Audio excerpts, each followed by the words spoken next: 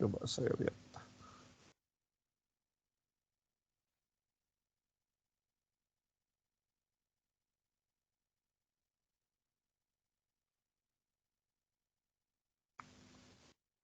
Kok lama ya?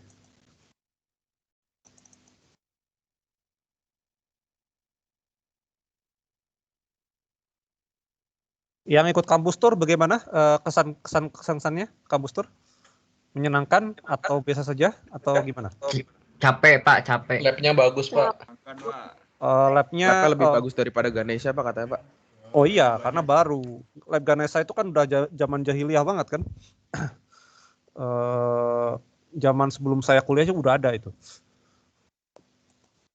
Jadi lab Jatinangor pasti bakal lebih baru. Dan pemakaiannya juga lebih sedikit kan. Capeknya gimana? Muter-muter. Iya capek Pak. Ya Nangor itu kan gede banget kan ya. Kalian kalau jalan kaki muter-muter itu udah ngos-ngosan kan. Kalau di ITB masih mending, di Ganesha masih mending. Coba saya lihat tes akhir modul.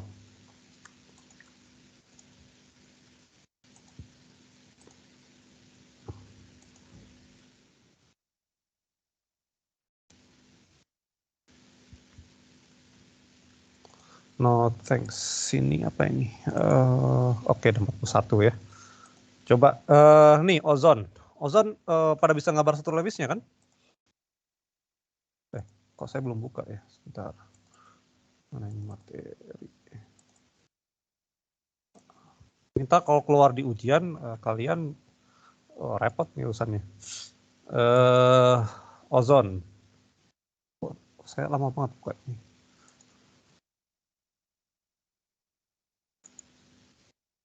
Tanggal 22 itu hari Senin ya. Oke.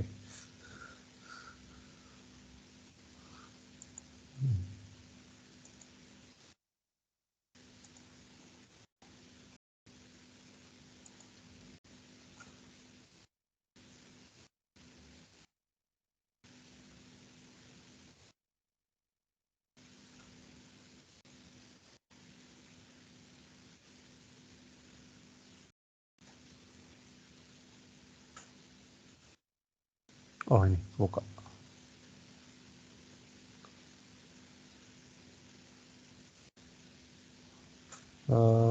Saya belum share screen ya.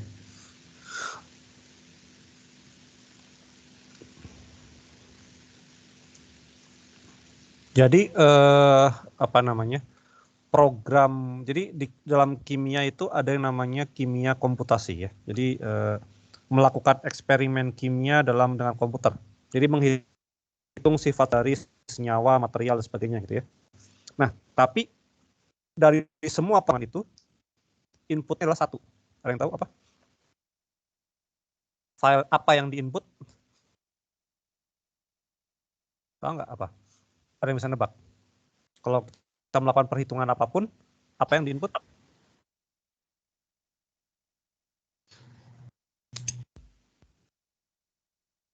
Gimana? Ada yang tahu? Input adalah strukturnya.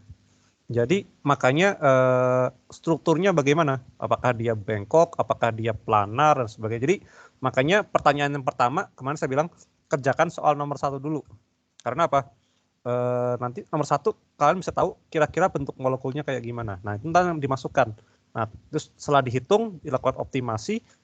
Mungkin di awal kalian nggak tahu panjangnya berapa kan? Jadi panjang ikatannya berapa nggak tahu kan? Jadi bentuknya kira-kira seperti itu.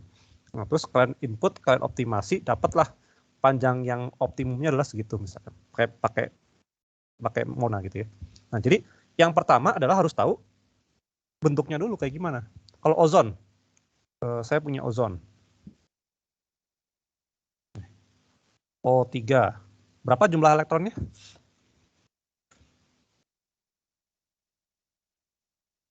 6 kali 3, 18 kan ya?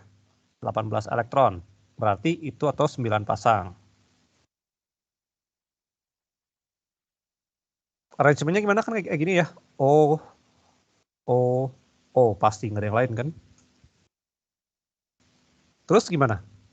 Saya taruh di mana elektronnya? Ada 9 nih. 9 pasang. Saya taruh seperti biasa di sini dulu kan ya. Tunggal. Terus setelah itu sisa 7. Saya bagi kemana?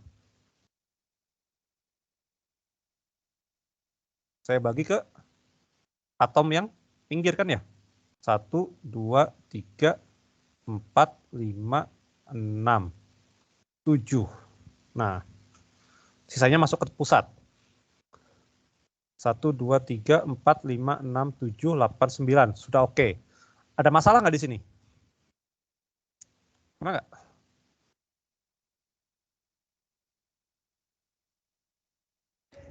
Yang tengah belum oktet ya, Pak? Oke, jadi saya ambil misalkan dari sebelah sini kan. Saya ambil di sini kan.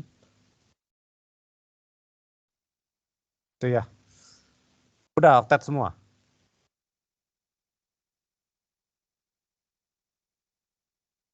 Udah kan ya? Ini Udah, oktet, Pak. ini oktet, ini oktet. Udah, Pak. Muatan formalnya gimana?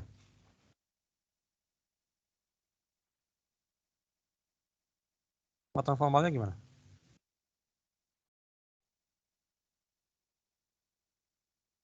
Yang tengah berapa? Yang atom pusat? Yang tengah aja. +1. Plus 1 kan ya. 1. Yang ini 0 kan ya. Otomatis 0. ini -1 kan. Nah, sekarang saya bisa buat kan tadi kan saya ambil yang dari sebelah kiri kan biar rangkapnya kan. Nah, sekarang kalau saya ambil dari sebelah kanan.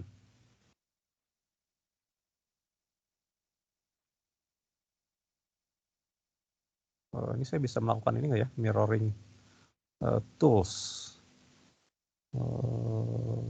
Nggak ada ya. Shape recognizer, hand tool nggak ada. Jadi saya ganti pakai ini saja.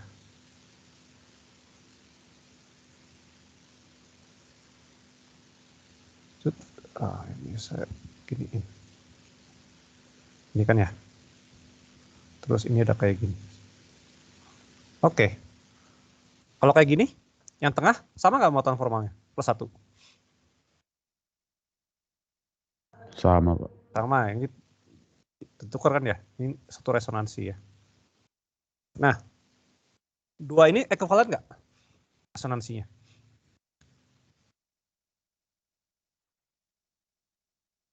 Ekuivalen nggak?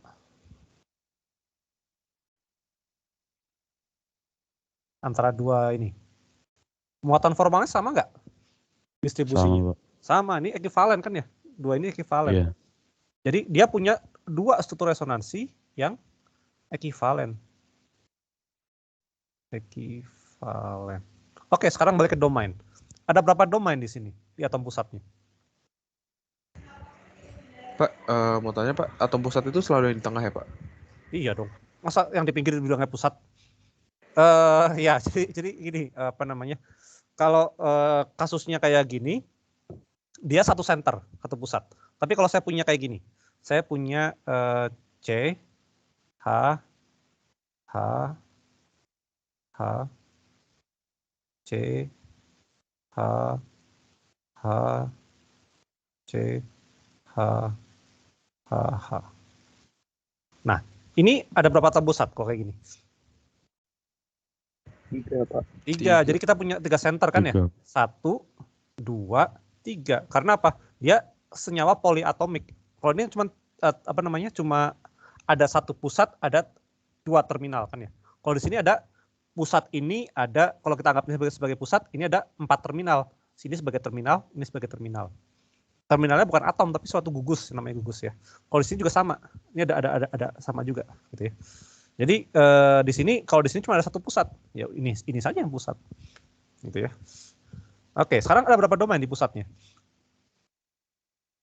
3, Pak. 3 kan ya. Yang pertama yang ini rangkap dihitung 1, kemudian yang ini tunggal sama yang ini kan ya. 3. Yang ini juga sama kan, 3 domain juga kan. Nah, kalau 3 domain bentuk dasarnya apa?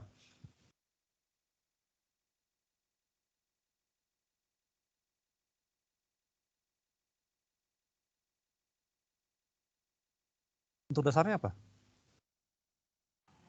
Segitiga planar, Pak. Segitiga planar kan ya?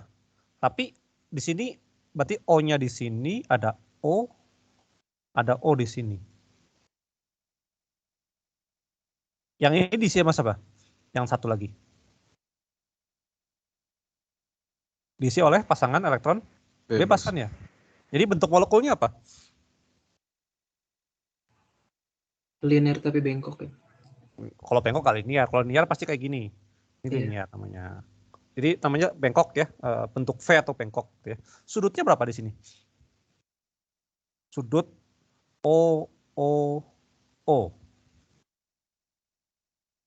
Berapa? Kira-kira aja. Kira-kira. Nggak usah pasti. Kalau segitiga planar sudutnya kan 120. Kalau di atas 120 ya, Pak. Di atas atau kurang? Kurang, Pak. Kurang ya. Karena apa? Ingat, pasangan elektron bebas akan butuh space yang lebih besar. Jadi dia nggak mau kalau dia lebih dari 120, dia akan kurang tempat kan ya. Jadi ini akan kurang dari 120 derajat. Oke. Kemudian sekarang kalau kita punya resonansi dan dua strukturnya ekivalen. Jadi panjang ikatannya akan gimana kira-kira? Kan harusnya beda nih, ada rangkap sama tunggal. Mana lebih panjang, tunggal atau rangkap? Oh, tunggal atau rangkap? Tunggal lebih panjang kan, karena lebih lemah kan ya. Ada dua, kalau rangkap ada dua, jadi lebih kuat, jadi lebih pendek. Nah, tapi kalau dia bisa pindah-pindah kayak gini, karakternya gimana?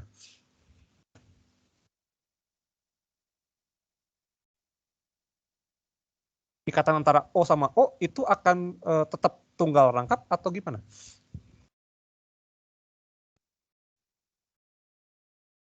Dalam ozon. Jadi panjang atau karakter ikatan.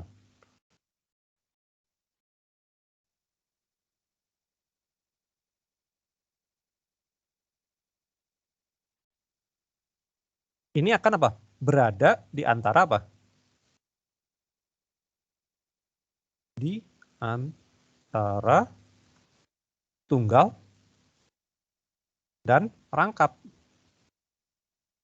Kalau ditanya berapa orde ikatannya, ini pasti dua kan ya orde ikatannya ya. Ini satu, karena ikatan rangkap dua, rangkap ini tunggal. Kalau dalam OO di sini, ikatan total gitu ya, rata-rata itu akan berapa? 1,5. Karena apa? Di antara 1 sama 2 ada 3 ikatan dibagi dalam 2. Jadi ada 3 ikatan dibagi 2, 1,5. Jadi nanti panjang ikatannya gimana?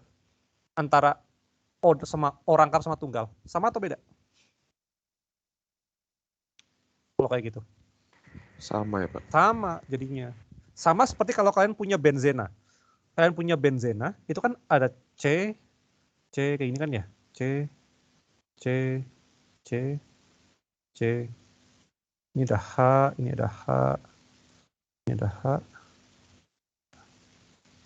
Ini H. Ini kan selang-seling ya, rangkap, tunggal, ini rangkap. Nah, ini juga bisa mengalami hal yang sama seperti ozon. Kalau saya balik, saya ganti ininya yang rangkapnya di sini. Saya ganti ya. Ini rangkapnya di sini, sama sini. Ini kan dua struktur yang ekivalen kan ya. Nah, nanti panjang ikatan CC di sini akan di antara rangkap sama tunggal, dan panjangnya semuanya sama meskipun ada 3 rangkap 2, ada 3 tunggal. Jadi di sini apa? Panjang CC sama. Karena apa? Ada resonansi. Jadi ini pindah ke sini, ini pindah ke sini, ini pindah ke sini gitu ya. Yang ini pindah ke sini, pindah ke sini, pindah ke sini. Ini juga sama. Yang ini pindah ke sini. Salah. Panahnya. Ini pindah ke sini, ini pindah ke sini, ini pindah ke sini. Yang ini pindah ke sini, Yang ini pindah ke sini. Jadinya akan seperti ini. Panjangnya akan sama. Dan dua-duanya ekivalen kan ya. Tapi kalau kita punya seperti ini misalkan. Saya punya CO. Kan kayak gini ya. Kalau saya pindahkan ini ke sini. Jadinya gimana? Saya punya C, O. Ini ekivalen nggak dua struktur ini? Enggak, Pak. Nggak ekivalen. Jadi panjang ikatannya akan tetap cenderungnya ke CO rangkap 3. Gitu ya. Karena dua ini nggak ekivalen. Di sini dia muatan formalnya. Ini -1, ini +1. Di sini berapa muatan formalnya? Ini berapa ini? 6 kurangi 2 kurangi 4. Ini 0. C-nya berapa ini? 4 kurangi 2 kurangi 2. 0. Tapi di sini C-nya nggak oktet ya. Ini jadi ini struktur Lewisnya salah yang ini ya, nggak oktet ya. Gitu. Sampai sini paham. Nah, ketika kalian hitung, hasilnya gimana? Ada pakai dua force field. Yang cocok yang mana? Sesuai sama yang kita prediksi tadi. Sesuai eksperimen. Eksperimennya berapa ya? Saya lupa cek eksperimen ya. Eksperimen ozon. Kalau seingat saya sih harusnya teori Lewis sesuai eksperimen ya. Ozon. Ozon itu kalau pakai UFF dapat sudutnya berapa? 120 kan ya? Betul nggak? Pas 120 kan? Kalau pakai yang MMFF 94 dapatnya lebih kecil, betul nggak? Ada yang hitung itu kan? Dapatnya lebih kecil kan?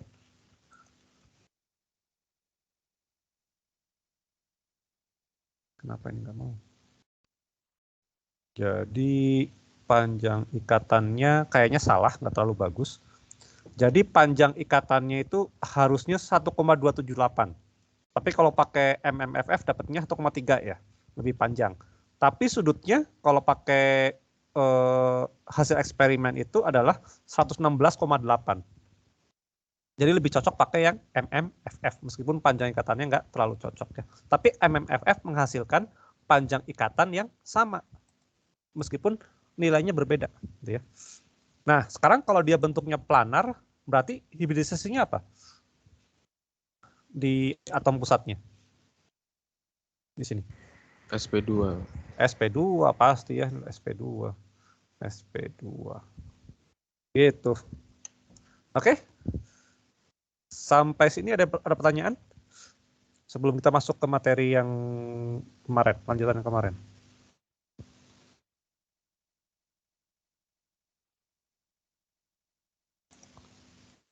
Atau mau nanya materi yang kemarin dibahas hari Senin juga boleh. Ada yang masih belum jelas?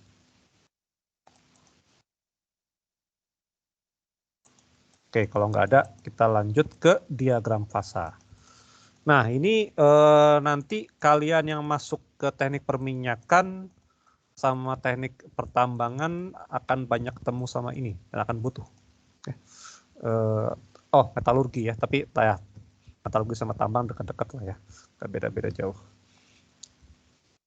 Oke, jadi diagram fasa itu adalah suatu diagram yang menunjukkan apa namanya? Kalau saya lebih suka sebutnya sebagai peta, ya. Ini sebagai peta.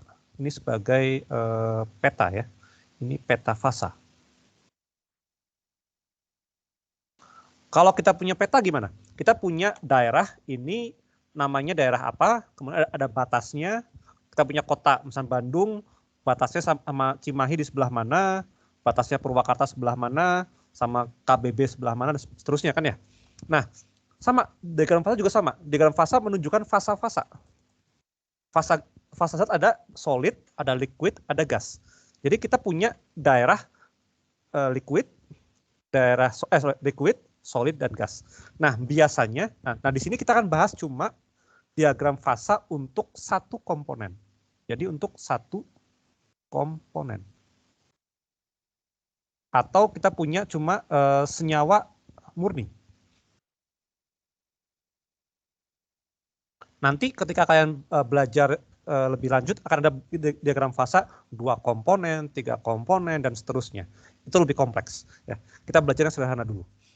Nah, jadi kalau kita punya senyawa murni ada 3 fasa kan ya. Solid, padat, liquid dan gas. Dan biasanya diagram fasa itu dinyatakan dalam diagram tekanan dan suhu.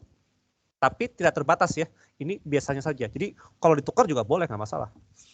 Tapi kalau bentuknya P dan T, maka bagian sebelah sini adalah padat, bagian sebelah sini adalah cair, ini adalah gas. Kenapa seperti itu? Ada yang tahu? Kenapa kalau tekanannya tinggi, dia menjadi padat? Kalau tekanannya rendah, jadi gas. Kalau sedang jadinya liquid. Kalau suhunya rendah, dia jadi tekanan tinggi jadi solid gitu ya. Kalau tekanan suhunya naik jadi liquid, suhu tinggi jadi gas. Kenapa kira-kira? Kita ambil di sini misalkan ya. Ini 760 torr atau ini 1 atm ya. Ini 1 atm. Kenapa seperti itu? Kalau suhu jelas ya, karena apa? Semakin kita naikin suhu, itu dia akan ikatannya akan semakin lemah kan ya.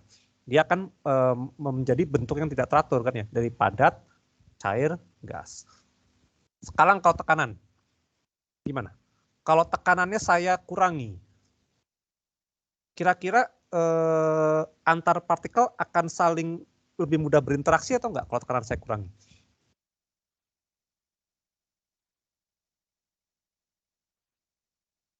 Gimana kira-kira?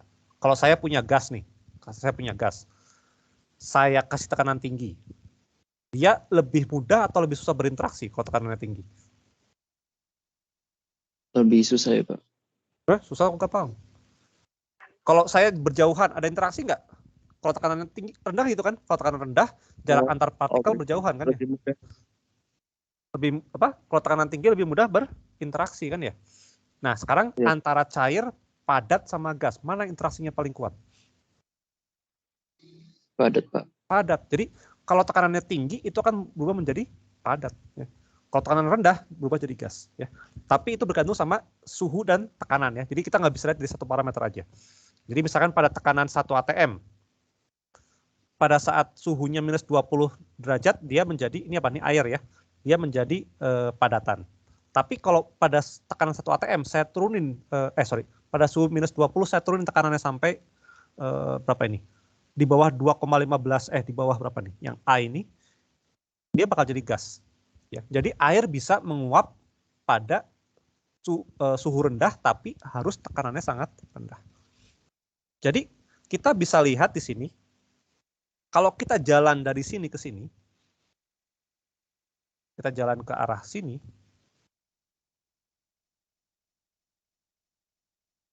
apa yang terjadi perubahannya? Saya punya, ini suhunya berapa nih kira-kira? Ini kira-kira minus 15 misalkan ya. Ini minus 15. Minus 15. Saya punya es pada suhu minus 15, tekanannya 1 atm.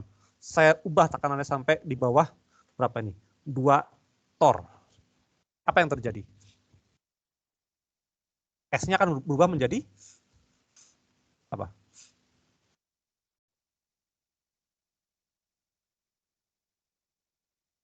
Berubah menjadi apa? Ini daerah apa di sini? Gas, Pak.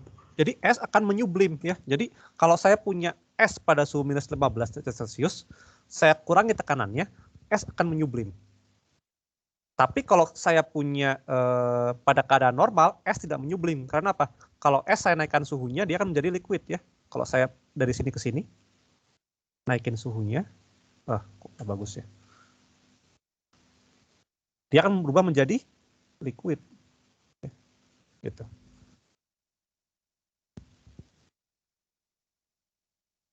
Sama juga dengan sini. Kalau saya punya air pada suhu berapa ini? Kira-kira 10 derajat lah ya. Saya kurangi tekanannya. Dari sini saya kurangi tekanannya. Dia akan berubah menjadi gas juga gitu ya. Gitu. Nah, seperti itu. Sama ketika saya punya gas pada kondisi ini, saya turunkan suhunya pada tekanan tetap. Nah, misalkan saya geser ke sini. dia akan berubah menjadi padatan. Jadi air bisa mengalami penyubliman pada kondisi tertentu. Gitu ya. Nah, seperti ini. Nah, di dalam diagram fasa ada beberapa bagian penting ya. Ada titik B. Jadi titik temu antara garis ini, garis ini, dan garis ini. Oh, sorry, saya loncat. Ya. Garis yang warna merah tebal ini itu adalah batas fasa ya. Sama kalau kayak kalian dari Bandung ke Garut, batas kotanya mana? Itu sama aja ya, analoginya seperti itu. Ini adalah batas fasa antara liquid dengan solid. Atau garis ini menyatakan apa? Menyatakan adalah garis titik leleh. Titik leleh itu bergantung pada tekanan. Jadi kalau saya punya S pada tekanan 1 atm, dia meleleh pada suhu berapa? Di sini? Berapa? Titik lelehnya S? 0. 0. Tapi apa yang terjadi kalau saya turunkan tekanannya? 330. Berapa titik lelehnya S? Kira-kira berapa itu? 0,01. 0,005 kan ya? Oh Di sini iya. kan ya? Terus kayak saya turunin lagi 4,58. Baru dia meleleh pada suhu berapa? 0,01. Tapi kalau saya naikin tekanannya, saya naikin ke sini. Saya nggak tahu ini berapa nih angkanya. Dia akan berubah juga kan ya? Jadi berapa nih titik lelehnya? Kira-kira akan turun menjadi berapa ini? Mungkin -5 kali ya. Kira-kira seperti itu. Jadi titik leleh itu bergantung pada tekanan. Sama dengan titik didih di sini. Garis B sama D. Garis BD ini adalah kurva titik didih. Atau tekanan uap juga ya. Jadi ini menunjukkan titik didih juga. Jadi kalau kita punya air pada 1 atm, berapa titik didihnya di sini? 100 kan ya? Ya enggak? Itu adalah titik didih normal dari air. Titik didih pada 1 atm. Oh ya. Titik ya. Titik didih normal itu adalah pada P sama dengan 1 atm. Sama juga titik leleh normal pada saat 1 atm. Nah, jadi kalau kita punya air pada tekanan 1 atm, dia mendidih pada suhu 100. Tapi kalau saya turunin jadi 330, pada suhu berapa air mendidih? Ini setengah atm. Berapa titik didih airnya?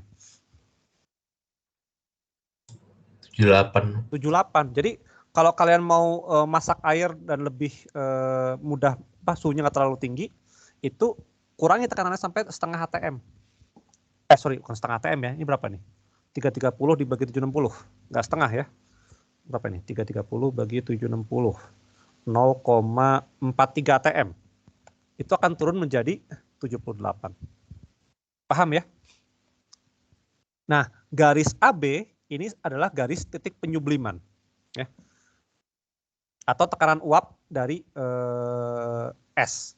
Nah, jadi kalau saya punya titik di sini, itu menunjukkan titik sublim dari S. Jadi kalau saya punya suhu tekanannya 2 torr, maka S akan menyublim pada suhu berapa nih? Kira-kira ya -10 lah ya, atau -12. Kalau saya naikin tekanannya, dia akan menyublim pada suhu, misal di sini, dia akan menyublim pada suhu 0 derajat Celcius. Ya. Jadi 0 derajat Celcius adalah titik leleh normal air, gitu ya. Jadi jangan salah. Tapi air juga bisa menyublim pada 0 derajat Celcius kalau tekanannya sangat rendah. Sampai sini paham? Ada yang mau tanyain?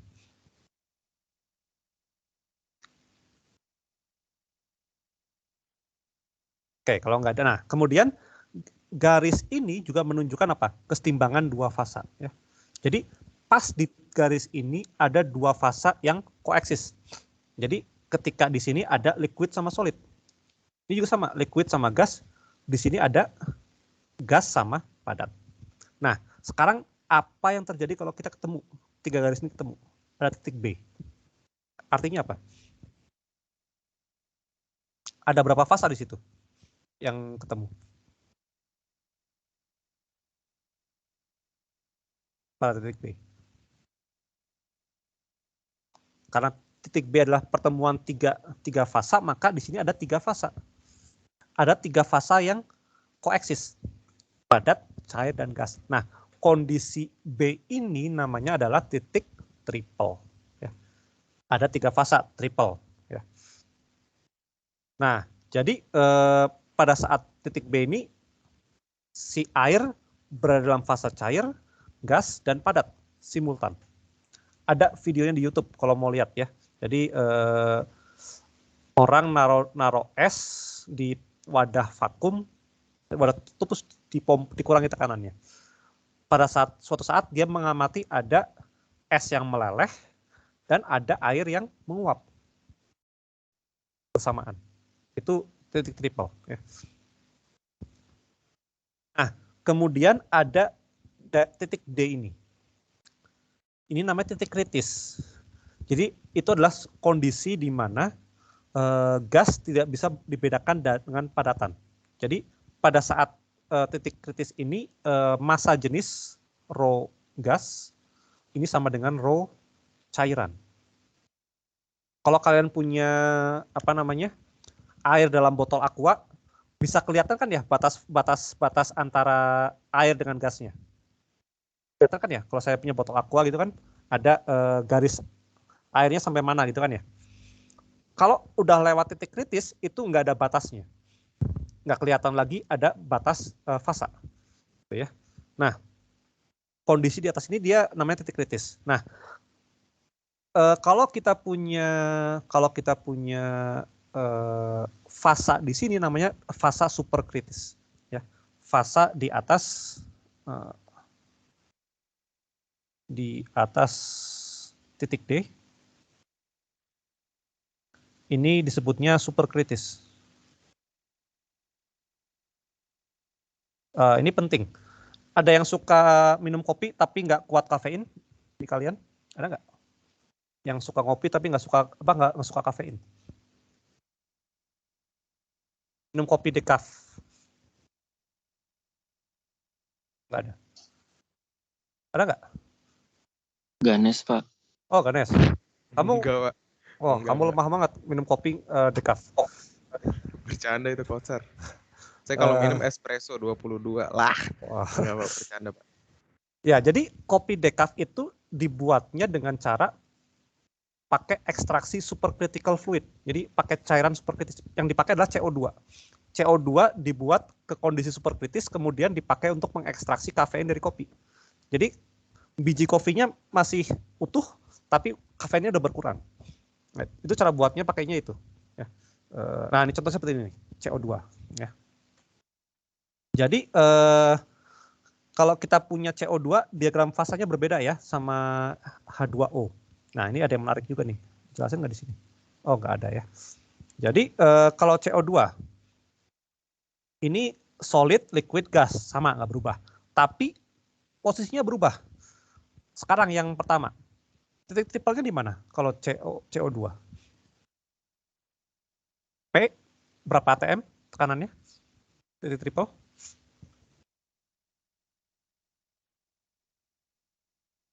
5,2, Pak. 5,2 atm. Suhunya berapa?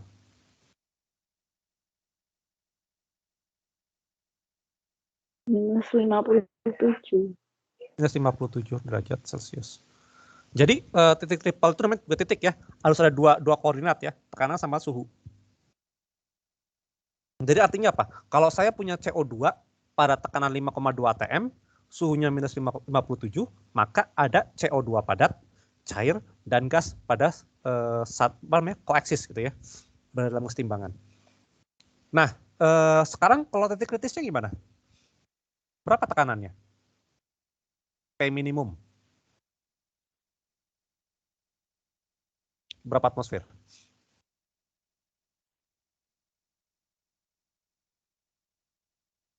Tekan titik kritis. Ini ya, ini titik triple ya. Ini titik triple. Ini saya tulis nomor 1 ya. Titik triple. Kalau titik kritis yang mana?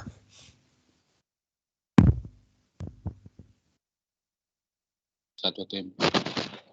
Berapa? Yang mana? Kayaknya 73, Pak. Yang ini ya, 73 ya. Jadi yang ujungnya dari garis liquid gas ya. Ujungnya garis titik didih ya. Jadi P73 atm. Suhunya berapa? 31, Pak. 31. Jadi kalau saya mau bikin CO2 super kritis, saya harus pakai tekanan berapa? Minimal 73, suhunya 31. Jadi di sini ya. Kalau saya mau bikin CO2 super kritis, saya butuh daerah yang ini. Ini ya. Pak Ya. mau nanya, Pak. Ya.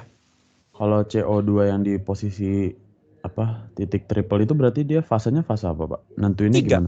Tiga fasa. Oh, berarti bisa tiga-tiganya gitu, Pak. Oh, oke. Jadi saya tunjukin. Ada yang, wah, ini YouTube gimana ya? Saya lihat di YouTube ya. CO2 titik triple. Nggak kebayang ya. Ada cairan, padatan, dan gas pada satu saat. Saling kesetimbangan ya. Coba ya. Triple point water eksperimen. Yang singkat mana ya? Ini kelamaan ini.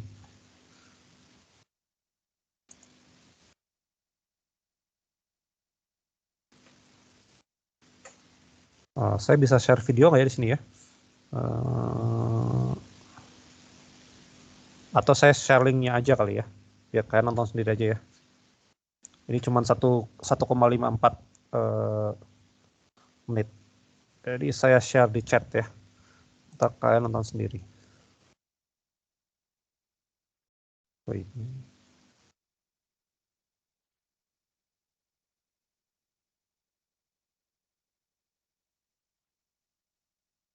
Kok lama banget buka chat ya.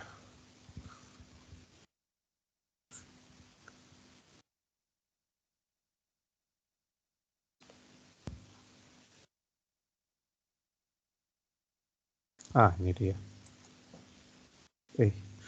Saya kok buka chat lama banget ya? Oke.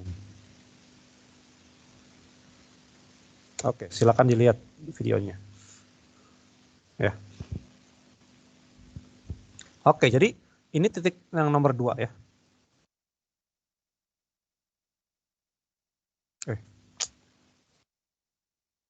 Nomor 2.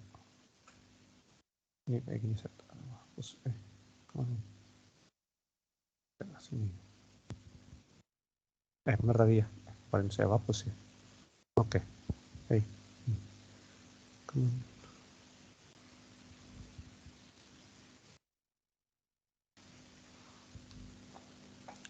Nah, sekarang pertanyaan yang ketiga. Bisakah CO2 padat menjadi cair bila tekanan dinaikkan pada temperatur tetap? Bisa nggak?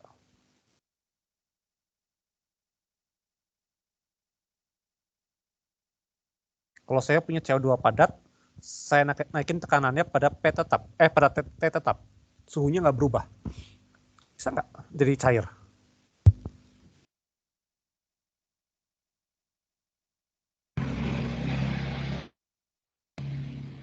Jadi saya punya di sini.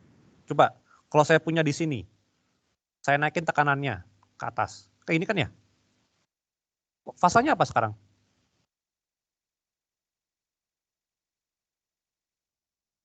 Berubah nggak fasanya kayak gitu? Enggak, Pak. Nggak berubah. Coba kalau saya geser ke sini.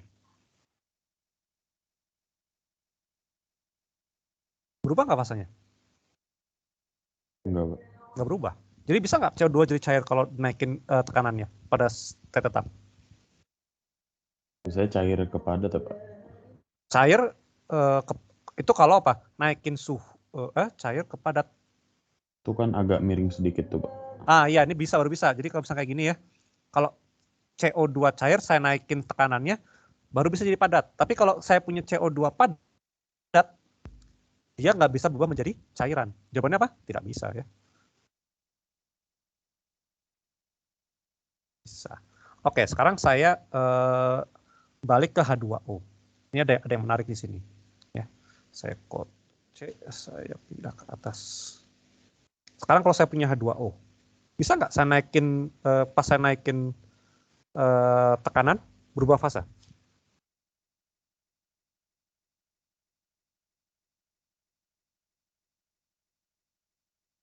Kalau saya punya S, saya tekan, berubah fase nggak dia? Pada suhu tetap. Bisa, Berubah, Pak. Pak. Berubah kan ya? Kenapa? Garis titik lelehnya kemiringannya berbeda. Jadi kalau H2O dia miring ke kiri, kalau yang CO2 dia miring kemana? Miringnya ke kanan. Nah, ini kasusnya spesial. Jadi kebanyakan zat itu garis titik lelehnya dia seperti CO2, miringnya ke kanan atau hampir tegak. Nah, H2O ini pengecualian ya. Pengecualian garis ini dia miring ke kiri. Konsekuensinya apa? Ada yang tahu konsekuensinya? Apa konsekuensinya garis titik lelehnya miring kanan sama miring ke kiri? Ada konsekuensi yang paling jelas gitu. Ada yang tahu?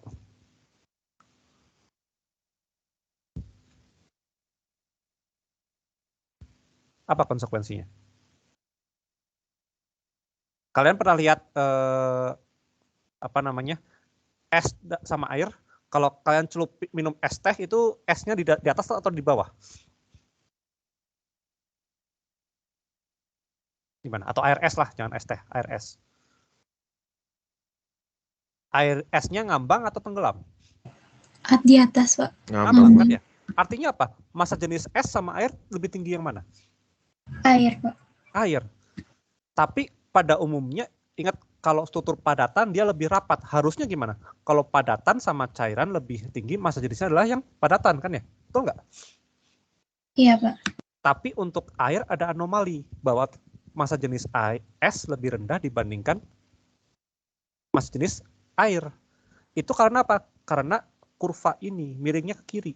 Jadi kalau kalian punya diagram fasa unsur apapun itu, kalau ini miring ke kiri, artinya apa? Massa jenis padatannya lebih rendah dibandingkan cairannya.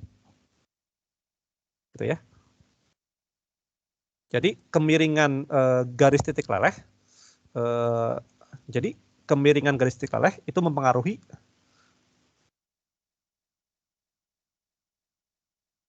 kurva titik leleh, mempengaruhi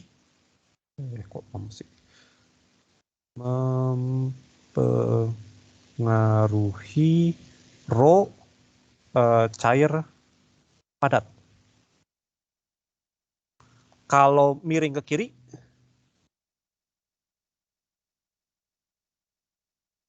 atau gradiennya negatif ya, gradien negatif, maka itu rho cair lebih besar daripada rho padat. Contohnya adalah air ya. Kalau miring ke kanan, contohnya unsur-unsur yang lain ya, selainnya air, senyawa selain air ya, gradien positif, maka rho padat lebih besar daripada rho cair. Itu ya. Ini nggak dijelaskan di slide ini, cuma saya tambahin aja. Nah, kemudian saya lupa derajat kebebasan diajarin nggak ya di Brady ya? Coba phase diagram.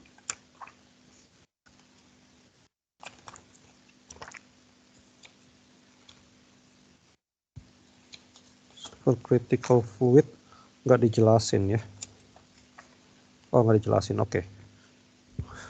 Nggak penting, nggak usah.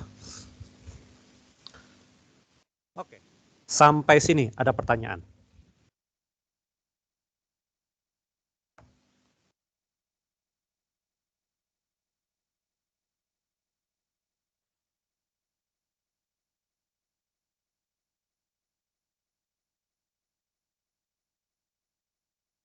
Oke, kalau nggak ada pertanyaan nggak tentang diagram fasa? Ya, ini tambahan sedikit ya tentang efek dari kemiringan kurva.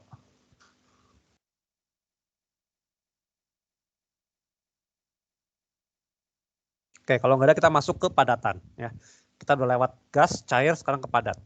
Nah, padatan ada dua jenis yang utama, yaitu padatan yang kristalin dan yang amorf. Ya, kalau kristalin dia orang bilangnya dia teratur, kalau amorf tidak teratur. Tapi sebenarnya kalau kristalin dia punya keteraturan pada rentang yang panjang. Jadi contohnya kalau kalian punya NaCl itu ada ion Na, ion Cl, NaCl berulang terus sampai panjang gitu ya. Kalau senyawa yang amorf itu dia NaCl, tapi ntar dia random lagi. Jadi keteraturannya pada rentang yang singkat ya. Jadi ini keteraturan. Kalau padatan yang kristalin ini dia kita punya istilahnya namanya long range order ya. Oke. Long range order. Ini ada namanya short range order.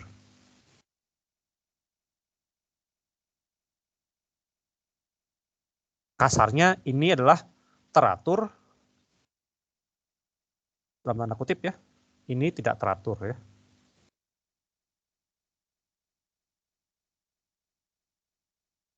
Dalam tanda kutip. Tapi pada kenyataannya dia teratur cuma rentangnya pendek ya. Tidak panjang kayak si kristalin ya. Nah, senyawa-senyawa kristalin itu dia kalau kita punya molekul kan ada unit terkecil ya. Misalkan CO2 berarti unit terkecilnya mengandung 1C dan 2O. Nah, kalau kita punya senyawa yang kristalin, unit terkecilnya adalah satu sel satuan. Kenapa seperti itu? Karena dia berulang. Nanti sel satuannya akan berulang terus sampai tak terhingga. Ya. Nah, sel satuan ini ada 6 parameter ya. Ada 6 parameter utama. Ada 6 parameter. Parameter sel satuan. Yaitu adalah A, B, C. Ini adalah panjang sisinya, panjang rusuk. Dan ada juga alfa, beta, gamma. Ini adalah sudutnya. Sudut antar rusuk. Itu ya. Nah, bagaimana sudutnya? Jadi ABC ini kayak sumbu X, Y, Z gitu ya, kurang lebih ya. Nah, sudut antara A dan B namanya gamma. Sudut antara A dan C namanya beta. Sudut antara B dan C namanya alfa. Nah, dari kombinasi 6 parameter ini ada 7 bentuk sel satuan dasar.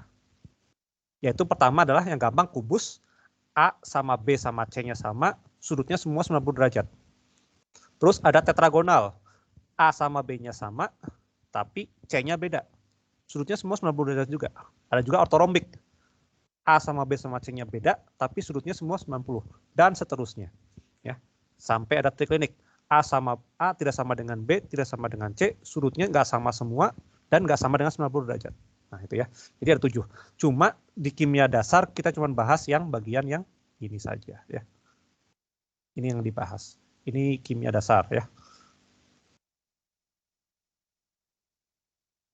Yang ini nggak dibahas di kimia dasar, terlalu kompleks. Jadi kalian nggak usah perhatikan yang lain-lainnya ya, cukup yang kubus saja. Oke, sampai sini ada pertanyaan tentang bentuk sel satuan.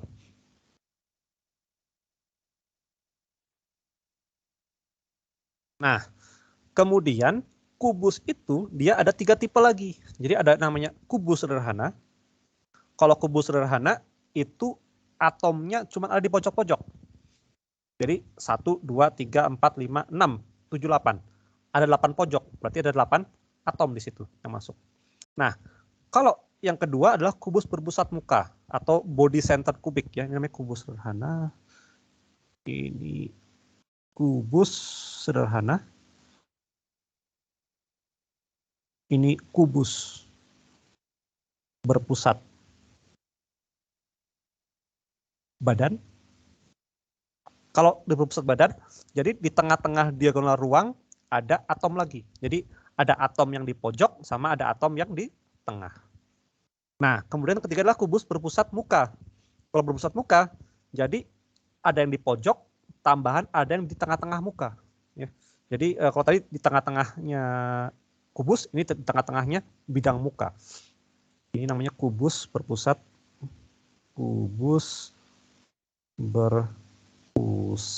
muka. Itu ya. Nah, kalau ada yang kurang jelas, saya coba gambarkan pakai software. Sebenarnya Avogadro bisa menggambar kayak gini, cuma nggak terlalu bagus ya. Nah, sampai sini ada pertanyaan.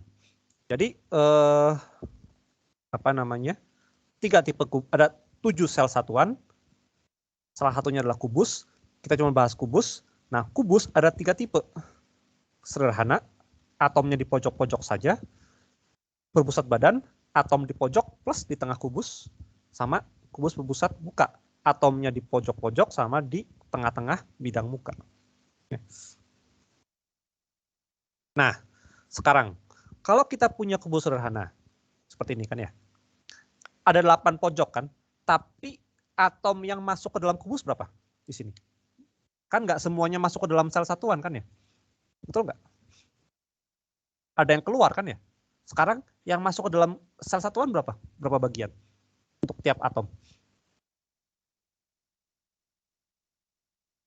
Ada 1/8. Ada yang paham kenapa 1/8 yang masuk ke dalam? Kenapa yang dihitung cuma 1/8 dari tiap-tiap pojok? Ada yang paham nggak kenapa?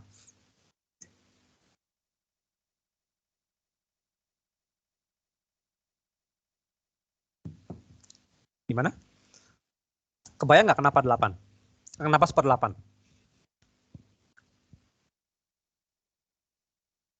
Mana Ganes? Ada Ganes? Kenapa Nes? Kenapa 1/8? Kenapa nggak 1/4?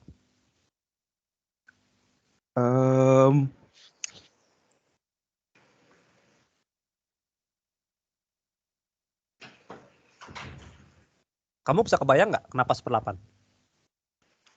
Kurang kebayang, Pak. Kurang kebayang. Oke.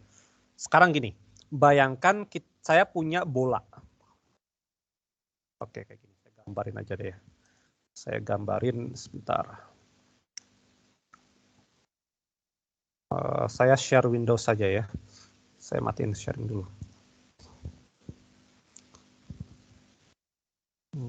Share screen. Kelihatan, saya buka program namanya Vesta. Kelihatan, Pak.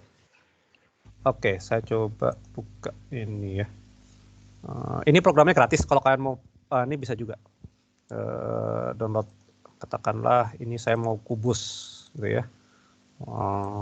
Ini PM minus, mana PM plus 3M. Ini. Katakanlah ini link 3 gitu ya. Oke, struktur parameter. Strukturnya 1, atomnya katakanlah apa? Mau apa? Besi gitu ya. Fe, label Fe 000. Oke. Nah, seperti ini. Kelihatan ya, saya putar-putar ya. Jadi, kalau saya perhatikan seperti ini, saya buat objek boundary. Y-min-nya minus 0,5 minus 0,5 minus 0,5. Oh, nggak bisa ya, minus 1 coba. Minus 1 minus 1 minus 1.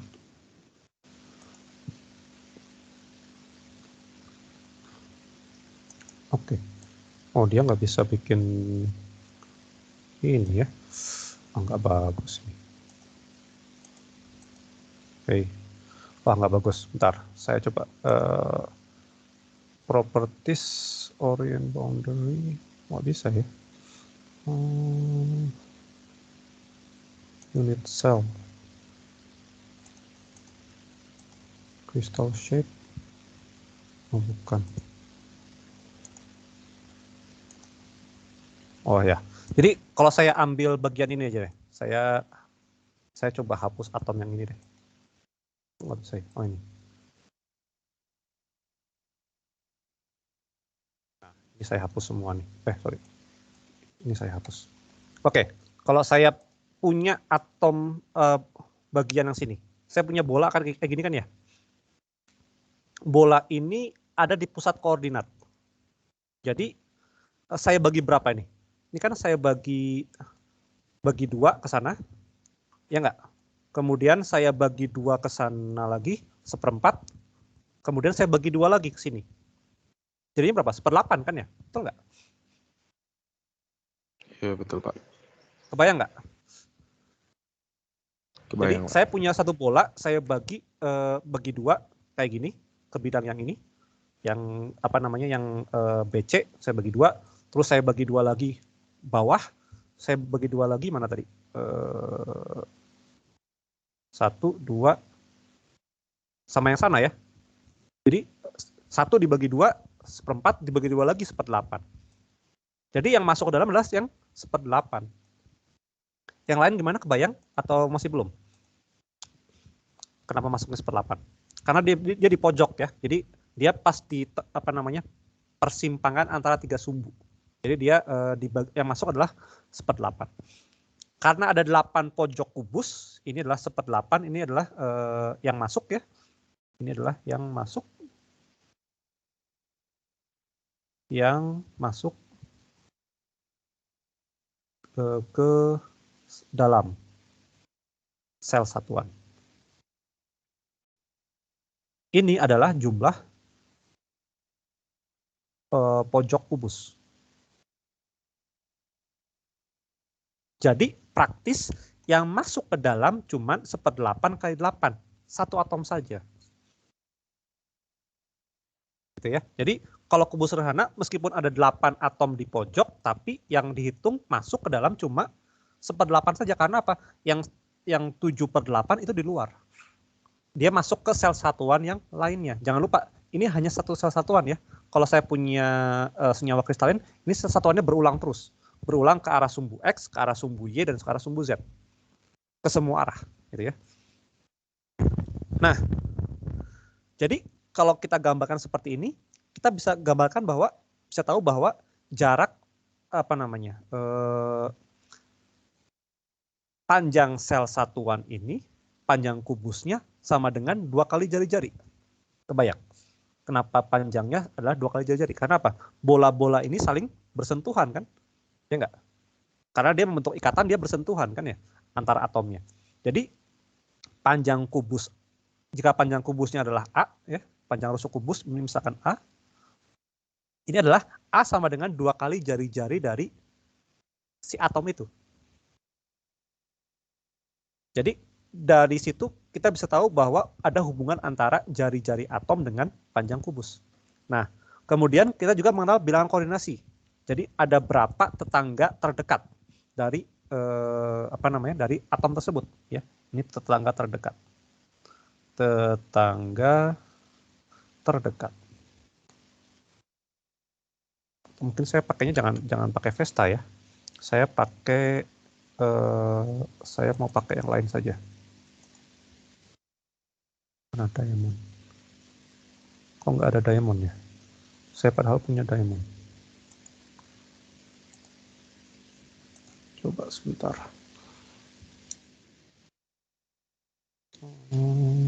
Ups. Wah, nggak ada ya. Coba.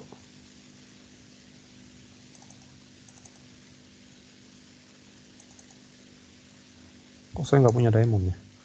Udah bagus. Oh, nggak ada ya. Ya udah. Terus pakai Vesta lagi ya. Sorry. Saya buka lagi. Jadi gitu ya. Jadi apa namanya?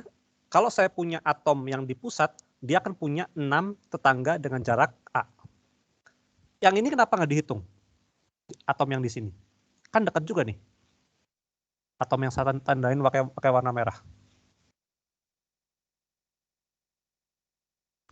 Ini kan juga dekat sama ini kan. Kenapa nggak dihitung sebagai tetangga terdekat?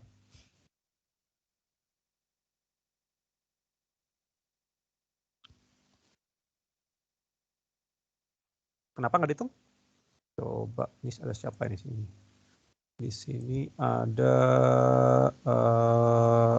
Berlin. Mana Berlin? Ya, Pak. Kenapa yang di sini nggak saya hitung sebagai atom terdekat? Yang saya tandain warna merah.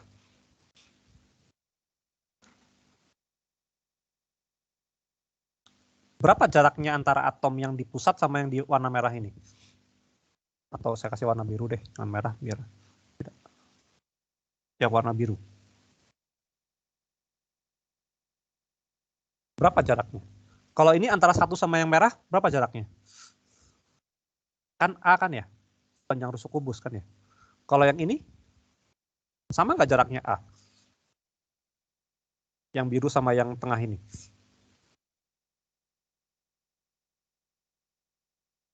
Beda, Pak.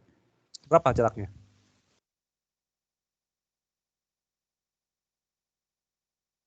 Berapa? Ini kan diagonal kan ya? Berarti berapa jaraknya? Adalah R sama dengan, bukan R ya, saya punya D. D sama dengan akar dari A kuadrat ditambah A kuadrat kan ya? Sama dengan A akar 2. Jadi ini lebih jauh ya, A akar 2. Makanya bukan yang terdekat. Gitu ya. Paham ya? Jadi yang terdekat adalah jaraknya A ada 6 atom. Yang ini A akar 2, jadi nggak dihitung. Gitu ya. Jadi, nah sekarang ada namanya packing efisiensi. Jadi kerapatan dari apa namanya ya? Efisiensi dari pengepakan gitu ya. Nah, kalau kita anggap masing-masing atom sebagai bola, maka kita punya volume bola adalah 4/3 PR pangkat 3. Sedangkan dibagi apa namanya? Dibagi volume sel satuan. Jadi tidak semua volume sel satuan diisi oleh atom. Ada yang kosong. Ada yang kosong sini kan ya. Nah, jadi karena ada satu atom per satu sel satuan, maka 1 kali 4/3 PR pangkat 3 dibagi A pangkat 3. Kalau dihitung-hitung, dapatnya adalah 1/6 pi atau 0,52. Atau kalau diubah ke persen, jadinya ini sama dengan 52%. Jadi kubus sederhana itu banyak ruang kosongnya. Hanya setengahnya yang keisi oleh atom. Setengahnya kosong. Nggak ada isinya. Oke, sampai sini ada pertanyaan tentang kubus sederhana? Nah, kemudian kalau saya punya kubus berpusat muka, nah, ada atom yang di pojok, ini kontribusinya 1/8, ini adalah atom yang di pojok. Ini yang di muka. Yang di muka kontribusinya setengah. Kenapa setengah? Karena saya punya satu atom cuma dibagi 2. Itu kan ya? Yang setengah masuk ke dalam sel satuan, yang setengahnya keluar. Jadi setengah. Dan ada 6 muka kubus. Ini adalah jumlah muka kubus ya. Ini jumlah muka kubus. Jadi ada 1/8 kali 8, 1 ditambah setengah kali 6, 3. Jadi ada 4 atom. Ya. Nah, kemudian kalau kita punya FCC, maka atom-atom di muka kubus saling bersentuhan, bersinggungan ya. Jadi kita punya atom yang di pojok sama yang di pojok sama yang di tengah itu membentuk bersinggungan di diagonal diagonal muka ya namanya. Diagonal muka. Saya gambar pakai garis ini. Nah, gitu ya. Jadi ini panjangnya adalah R, ini adalah 2R, ini adalah R. Sedangkan panjang diagonal muka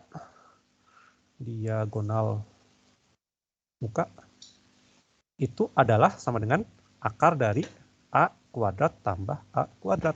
Jadi A akar 2. Ini panjangnya sama dengan R tambah 2R tambah R. Atau 4R sama dengan A akar 2. Gitu ya.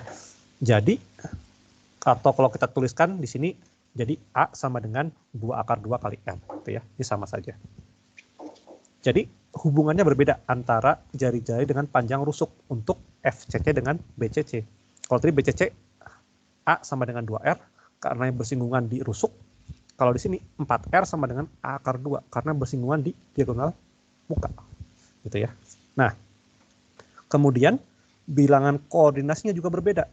Di sini bilangan koordinasinya adalah 12 lebih tinggi, 2 kali lebih tinggi. Jadi dia menghitungnya adalah, coba saya gambarin ya. Kalau FCC berarti saya gambar baru unit cell-nya FCC kubik Fm-3M ini adalah seperti ini. Katakanlah ini CU gitu ya. CU emang FCC. Wih, kok kayak gini ya? Oh, terlalu besar kayaknya. Edit data, unit cell. Oh, belum diubah. 3. Oke. Ya. Jadi, modelnya space filling. Nah, seperti ini. Atau boleh stick dulu. Jadi, ada atom yang di pojok, kemudian atom yang di pojok juga ada 8, dan ada yang di pusat muka ya. Seperti ini. Gitu ya. Nah, jadi yang bersinggungan adalah kalau saya gambarkan seperti ini. Ini terlalu ini ya. Unit cell mungkin terlalu kurang gede ya, 4 kali. Oh, kurang 3,5. Nah, seperti ini ya. Jadi atom-atom yang di pojok dia bersinggungan dengan atom-atom yang di diagonal muka ya. Tapi antara atom-atom di rusuk dia nggak bersinggungan. Seperti ini ya gambarnya. Sampai sini kebayang? Atau ada pertanyaan? Nah, jadi nanti kita lihat bilangan koordinasinya adalah kita ngitung dari atom yang di sini. Kalau kita punya atom yang di sini, maka ada tetangga yang lain. Coba ya, boundaries.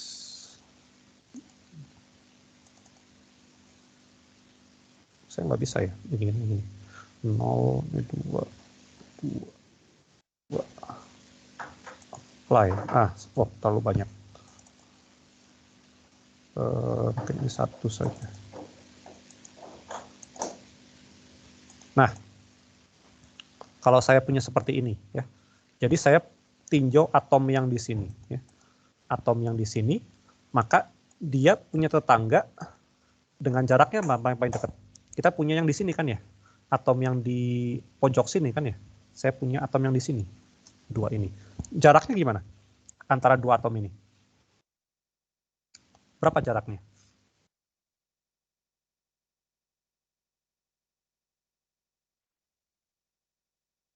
Oh, saya ganti ini aja biar lebih gampang. Kalau saya punya atom yang ini dengan yang ini.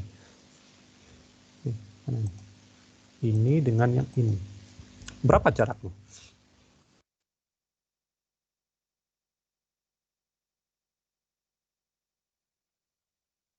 Berapa jaraknya antara atom ini dengan yang ini?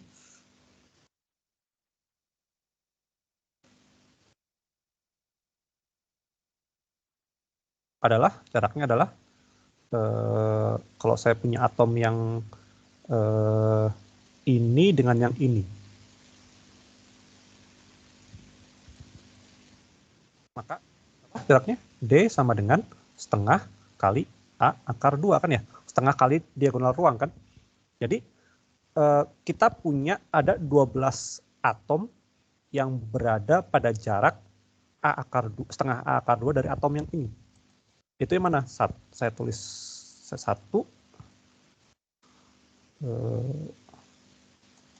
Satu.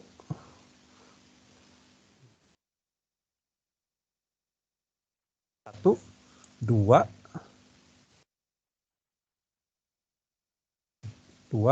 3.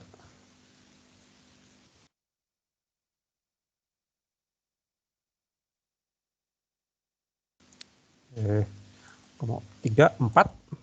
Kemudian 5, yang bawah sini. 6.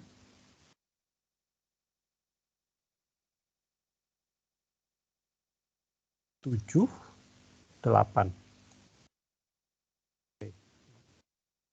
Kemudian jangan lupa ada yang di atas ya. 8, 9, 10, 11, 12. Makanya bilangan koordinasinya adalah 12. Ya. Jadi ada atom dengan jarak A akar 2 sebanyak 12 atom. Ya. Dari atom yang jadi acuan kita. Nah, packing efisiensinya lebih tinggi. Karena apa? Dalam satu sel satuan ada 4 atom. Jadi 4 kali volume bola dibagi sel satuan. Sedangkan sel satuannya adalah 2 akar 2 kali R pangkat 3. Kalau dihitung-hitung jadinya berapa? 74%. Ini 74%. Kalau tadi cuma 52%. Kalau di sini lebih sedikit ruang kosongnya. Nah, kalau BCC ini mirip-mirip, cuman di sini yang bersinggungan adalah atom-atom di diagonal badan. Ya, jadi ada 8 atom di pojok plus yang di dalam, hitungnya 1, ya ada 2, gitu ya.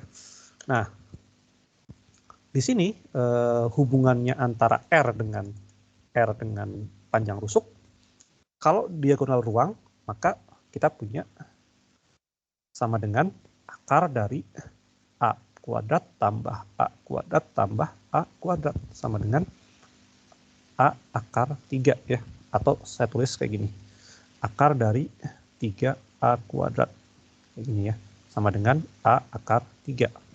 Nah, ini sama dengan R tambah 2R tambah R, atau A akar 3 sama dengan 4R. Nah, di sini bilangan koordinasinya adalah 8, jelas ya. Jadi ada 8 atom dengan jaraknya sama dengan setengah A akar 3. Ini jaraknya setengah A akar 3. Ada 8. Nah, packing efisiensinya lebih rendah dikit daripada FCC. Kalau tadi FCC 74%, ini 68% ya. Atau ini sama dengan 68%. Ya, jadi dari 3 kubus itu yang paling rapat adalah FCC, kemudian BCC, paling tidak rapat adalah simple cubic atau kubus sederhana. Oke, sampai sini ada pertanyaan? Atau ada yang masih bingung? Ada yang mau diulang? Pak, mau nanya Pak. Ya. Maksud dari packing efficiency itu apa ya? Jadi, kan kita punya kubus nih. Ya kan? Kita punya kubus nih. Saya balik ke sini aja deh. Ini kan ada ruang kosong kan? Ya enggak? Enggak semua kubus diisi oleh atom kan? Itu enggak? Kebayang nggak? Ini kalau saya punya kayak gini ya, saya ubah ke space filling. Ini kan atom-atom, oh saya ganti deh, jangan pakai ini. Ini agak membingungkan ya. Saya ganti pakai ini aja, yang kubus sederhana. Oh kurang gede. Data unit cell. Coba ini 3. Kurang 2,8. Oh, kurang 2,6. Oke. Sekarang kalau kamu lihat, kebayang nggak kayak gini? Nah, kayak gini. Saya punya kubus. Atom-atom di pojok, ini kurang bersentuhan ya. Coba saya ganti dikit lagi, biar lebih real. Ini 2,5 misalkan. Nah, kayak gini. Atom-atomnya ada di pojok kubus. Ya kan ya? Kebayangkan ya? Udah kelihatan kan ya? Nah, jadi di antara 4 kubusnya ada ruang kosong kan? Enggak? Betul nggak? Dan di tengah-tengahnya ada ruang kosong. Ya enggak? Kelihatan nggak ini? Ada ruang kosong di sini. Kelihatan, Pak. Halo. Nah, ruang kosong itu kan nggak diisi apa-apa kan? Ya nggak? Iya. Nah, itu artinya apa? Kita punya volume kubus, tapi nggak semuanya diisi oleh atom. Jadi ada ruang kosongnya. Nah, kita mau lihat berapa perbandingan antara yang keisi sama yang kosong. Sama keisi sama yang totalnya. Jadi volume yang diisi oleh atom dibandingkan volume totalnya. Jadi kalau kita punya kubus sederhana, yang keisi cuma 52%. Artinya berapa? 48%-nya kosong. Sementara kalau kita punya FCC, karena jumlah atomnya lebih banyak dalam satu satuan, maka yang keisi 74%. Kira-kira 3/4-nya keisi, 1/4-nya kosong. Kebayang? Berarti kayak makin banyak keisi suatu kubus, berarti packing efisiensinya makin besar juga gitu, Pak? Betul sekali. Ini, kamu tahu besi sama baja?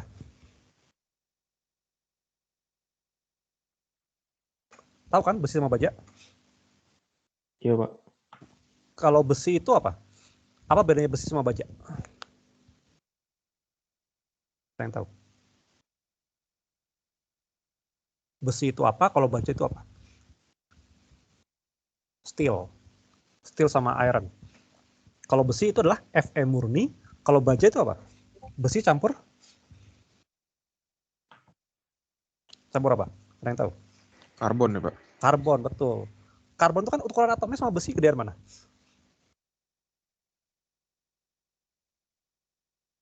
Kalau saya punya besi sama karbon, mana lebih besar ukuran atomnya? Karbon. Karbon besi. Besi Fe. Besi kan ya, Fe kan ya. Nah, artinya apa? Karbon itu lebih kecil. Nah, sekarang saya kasih tahu fakta bahwa besi itu strukturnya adalah BCC, body center kubik. Jadi packing efisiensinya adalah 68% kan ya. Coba ini saya strukturnya seperti ini kira-kira ya. Oh ya, kurang lebih. Jadi di sini tetap ada ruang kosong kan di sini kan? Betul nggak? Di antara Fe sama Fe. Karena Fe yang nyentuh adalah Fe yang di pojok tengah sama yang di pojok lagi kan ya, yang saling bersentuhan. Tapi antara Fe yang dirusuk nggak ada bersentuhan kan? Jadi ada ruang kosong di sini. Nah, ruang-ruang kosong ini diisi oleh karbon. Akibatnya apa? Mana lebih kuat, besi atau baja? Baja. Karena apa? Ruang-ruang kosong di sini diisi oleh atom, jadi ada ikatan tambah ikatan kimia di situ. Makanya kalau kita punya besi lebih keras dibandingkan baja. Baja lebih keras dibandingkan besi. Gitu ya. Seperti itu. Itu ketika kita ngomong masalah paduan logam ya. Ini kita bicara logam murni saja. Kebayang? Ada yang mau nanya lagi?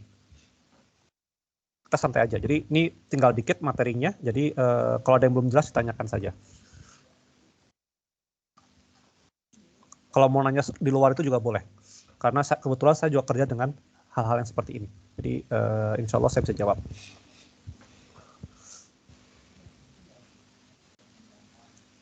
Oke, ada pertanyaan lain?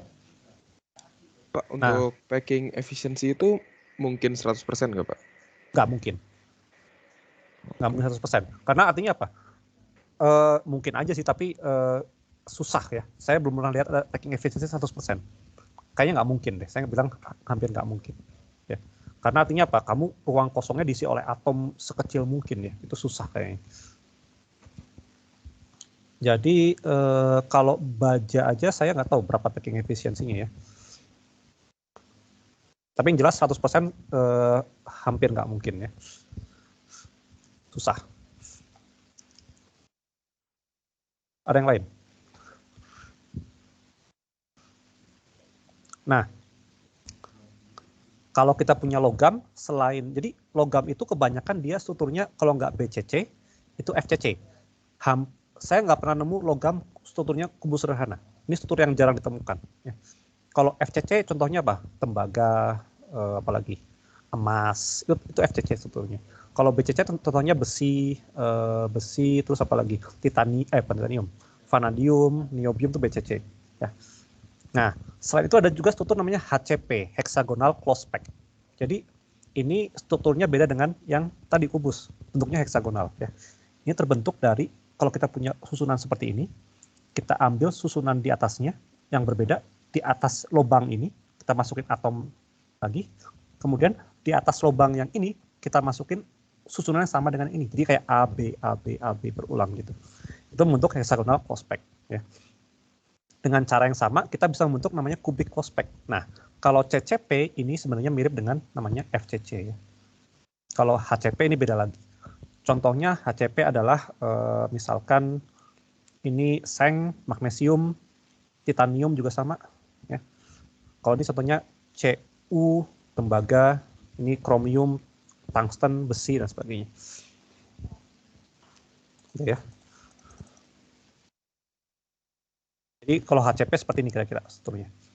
Ya, jadi ada logam yang di bawah bentuk heksagonal, terus di atasnya ada segitiga kayak gitu, terus atasnya layar yang sama. Nah, ini lengkapnya ya. Jadi logam golongan 1 itu dia BCC, golongan 2 ada campuran, BCC sama cubic close packing sama HCP, dan seterusnya. Ya. Oke, sampai sini ada pertanyaan.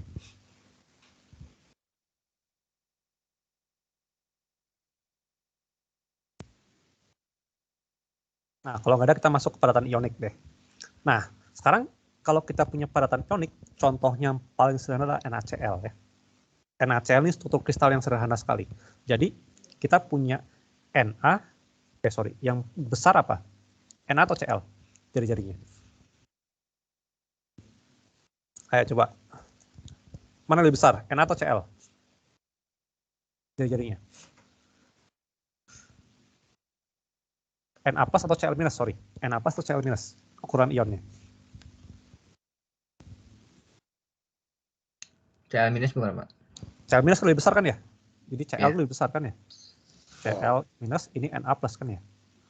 Jadi kita punya Cl, Na, Cl selang-seling gitu aja, bentuk kubus. Jadi kalau ditanya dalam satu sel satuan, ada berapa ion Na plus?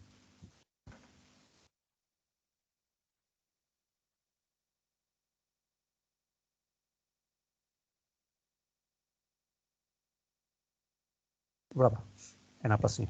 Kalau gambarnya seperti ini.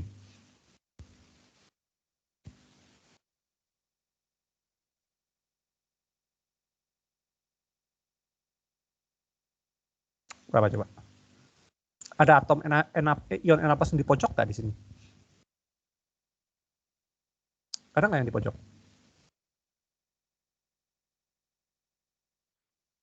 Nggak ada ya? Yang di pojok kan Cl minus semua kan ya? Na-nya di mana? Ini kan ya satu, di dalam satuan, satu, terus ada yang dirusuk. Nah, kalau kayak gini, dihitungnya berapa? Pas dirusuk kayak gini. Kalau di pojok kan ini 1/8. Kalau di muka setengah. Kalau di sini berapa?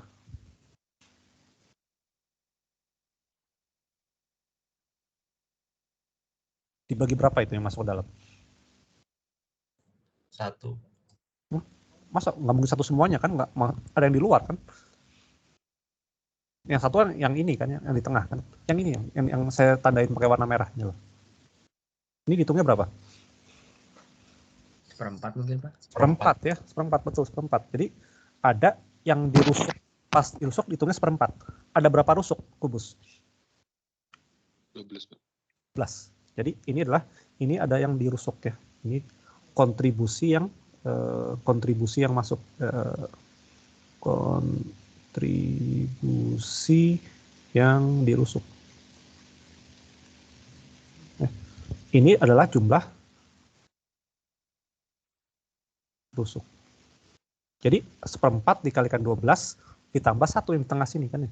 Jadinya 4.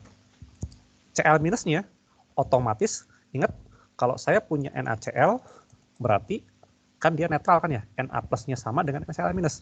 Jadi otomatis ada 4 juga. Dari mana asalnya? Ada 8 yang di pojok sama 6 yang di muka. Jadi ada setengah yang di muka, setengah, ini yang di muka, ini yang di pojok. Gitu ya. Jadi ingat NaCl netral. Jadi kalau ada 4 Na harus ada 4 Cl minus gitu ya. Jadi totalnya harus netral gitu ya.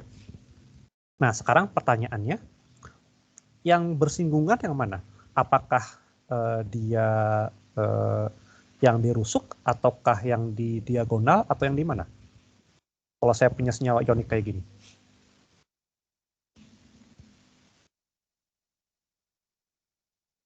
Mana yang bersinggungan? Mungkin nggak saya bersinggungan antara Cl minus sama Cl minus di sini. Mungkin nggak kayak gini? Bersinggungan.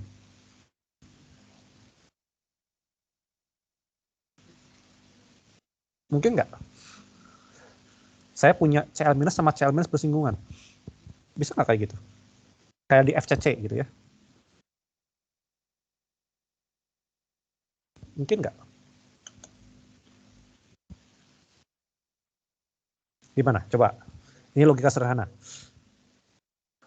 Mungkin nggak kita punya singgungan antara ion Cl minus di pusat muka atau ion Na plus di pusat muka gitu? Bisa nggak? Gimana? Evi, coba Evi. Gimana Evi? Mungkin nggak ada singgungan antara Cl di sini? Halo? Evi ada nggak? Oh, nggak ada. Oke. Farhan. Ada nggak? Hadir, Pak. Ya, gimana? Mungkin nggak saya punya singgungan antara ini, ion Cl minus sama Cl minus sama Cl minus di pusat muka? Mungkin, Pak. Mungkin gitu. Kalau saya punya ion Cl minus sama minus, itu akan gimana? Muatan negatif sama muatan negatif. Akan tarik menarik atau tolak menolak? Minus sama minus. Ayo, Menarik ya, Pak? Minus sama minus, masa tarik menarik? Iya, Pak. Menolak. Nggak mungkin, Pak. Nggak mungkin dong. Jadi nggak mungkin ada singgungan di sini kan ya. Jadi karena apa? Minus sama minus tolak menolak kan ya. Jadi yang bersinggungan adalah yang plus sama minus kan ya. Jadi yang dirusuk yang bersinggungan. Jadi kita punya di sini ada kayak gini kan. Ini Cl minus. Saya punya ini warnanya hijau ya. Hijaunya nggak ada yang lebih tua ya. Oh ini. Ini Na plus. Saya punya lagi ini Cl minus kayak gini. Panjang sel satuannya dari sini ke sini kan ya? Ya enggak? Jadi saya punya apa? Makanya saya punya di sini apa? Ini adalah R. Saya tulis R minus gitu ya. Inilah R plus, inilah R minus. Jadi saya punya 2 kali R minus ditambah 2 kali, biar lebih jelas saya tulis R dari Na plus ditambah 2 Na plusnya kayak gini ya.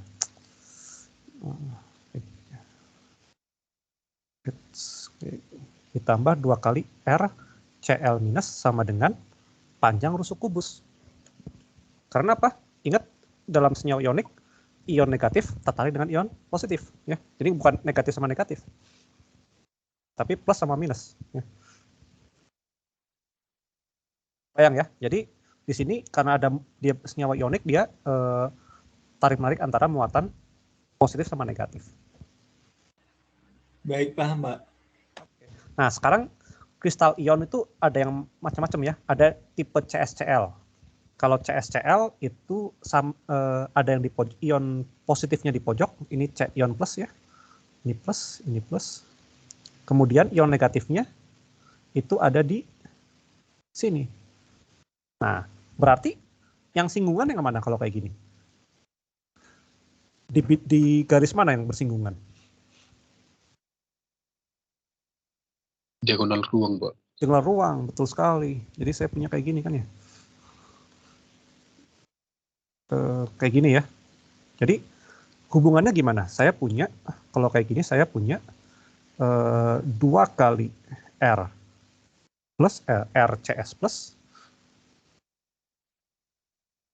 ditambah 2 kali R Cl minus sama dengan A akar 3.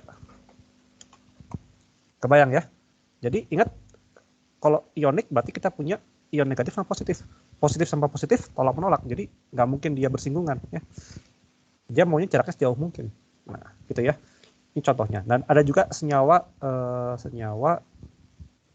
yang lain. Contohnya ZNS ya, zinc sulfida. Ini lebih kompleks lagi strukturnya, sama CaF2.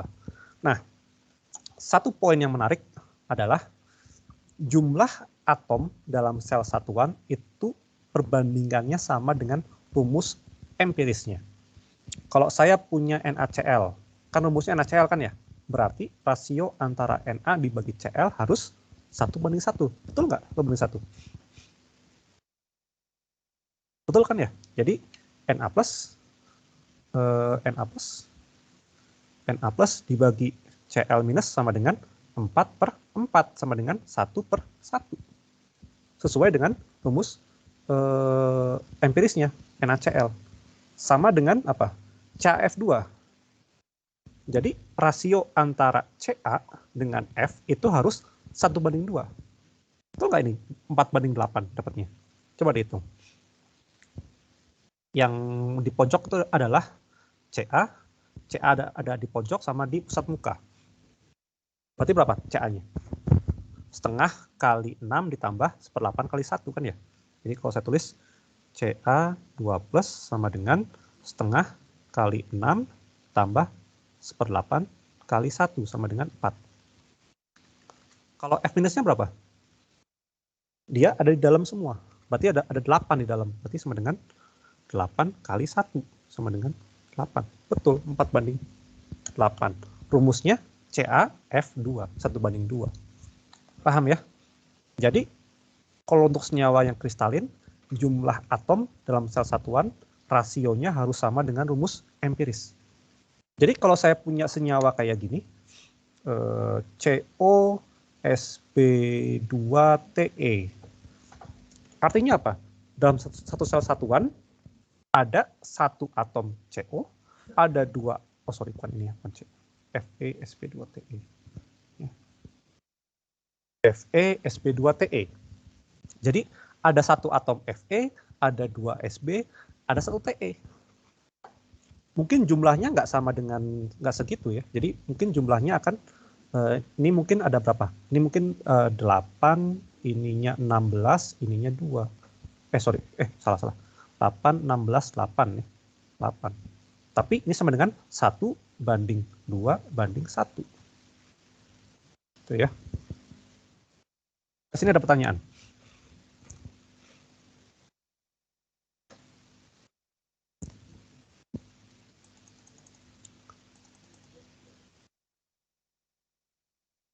Oke. Sebelum kita akhiri, saya mau nanya. Kalau saya punya CSCl, ini tipe kubusnya apa? Sederhana, pusat badan, atau pusat muka?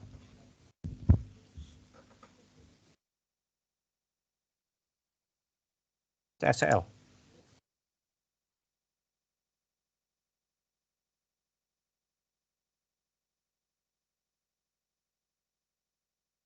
Gimana? Dia pusat badan, sederhana, atau pusat muka? BCC, Pak. BC. Ada yang lain?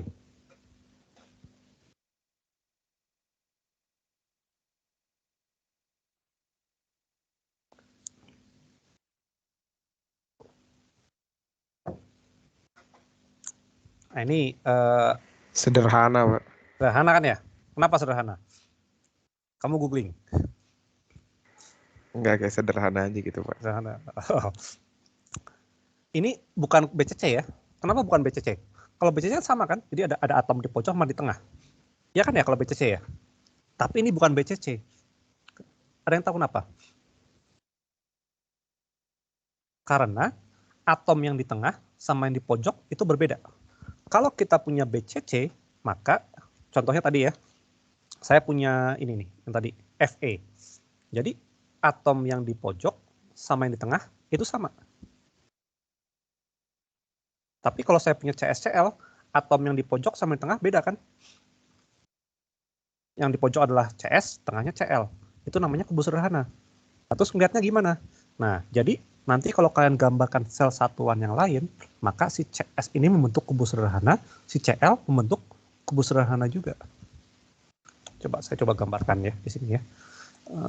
Edit data phase apa nih misalkan. Ini harusnya PM-3M. Ini. apply, kemudian ini saya ganti CS, kemudian apply, kemudian saya tambahin atom. Oh, ini muatannya +1 ya. 1. Kok nggak tambah kecil ya? Tambah kecil nih. Oh, nggak ngaruh. Oke. Kemudian yang ini adalah CL. Ini CL. Ini posisinya adalah setengah kan ya, di pusat. Setengah, ini setengah, ini setengah. Setengah, ini -1. Apply. Oh, misalnya kurang besar. 6. Nah, kayak gini.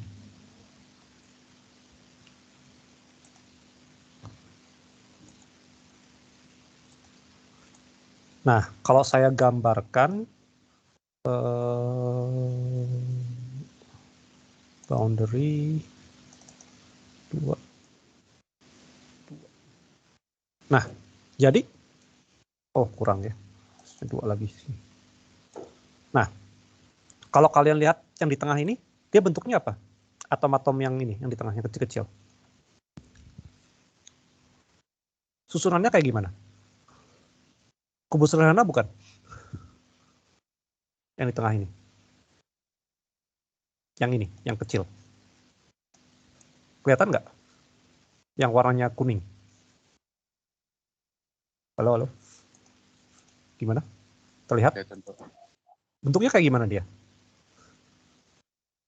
Dia bentuk kubus sederhana kan ya? Si yang di tengah-tengah yang kuning. Jadi dia si ion positifnya membentuk framework kubus sederhana dan ion negatifnya membentuk kubus sederhana juga. Jadi terpisah. Jadi kalau ada ion senyawa ionik, maka dia terpisah. Jadi antara satu atom dan atom yang lain harus dipisahkan, gitu ya. Beda kalau kita punya logam. Kalau logam sama semua, gitu ya. Nah, sekarang kalau kita punya NaCl, ini bentuknya apa? Apakah dia BCC, simple cubic, atau kubus sederhana? Jadi kalian lihat ion Na plusnya membentuk framework apa? Ion Cl minusnya membentuk framework apa?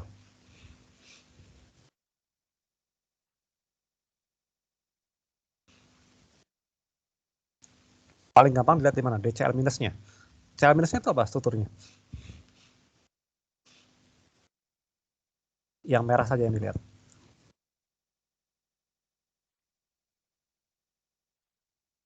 Gimana? Yang merah bentuknya apa?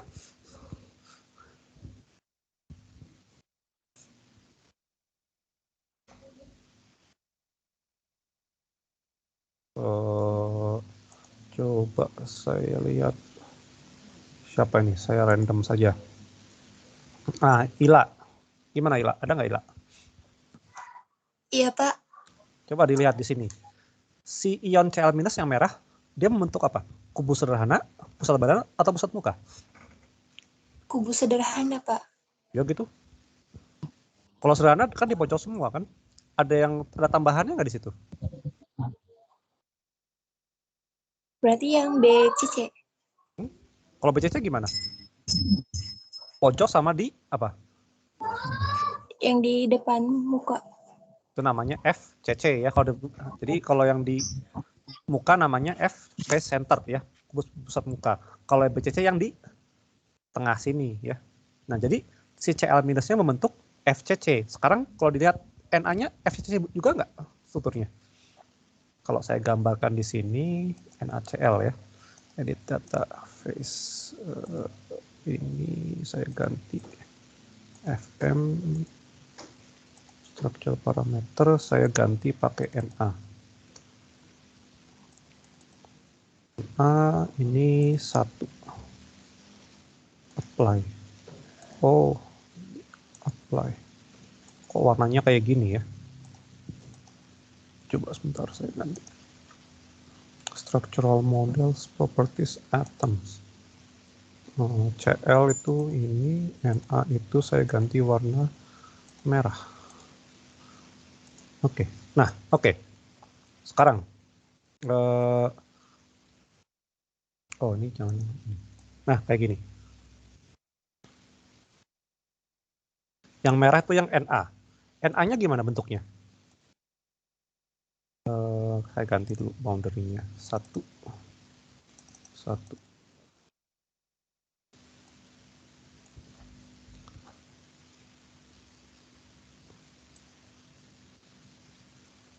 Jadinya gimana kalau NA-nya? Yang merah. Sekarang NA-nya yang merah di sini. Bentuknya apa? FCC, BCC, atau simbol kubik?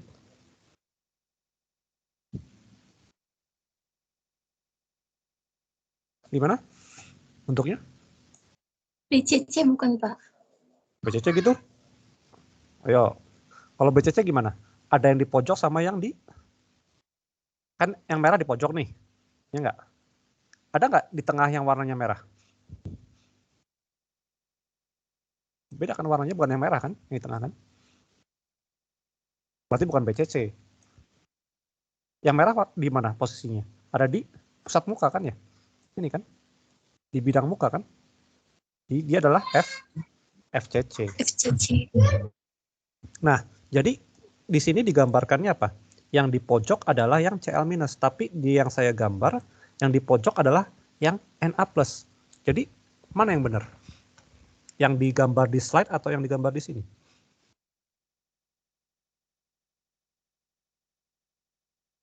Mana yang benar? Kok beda kan? Coba yang lain. Alvin, ada Alvin.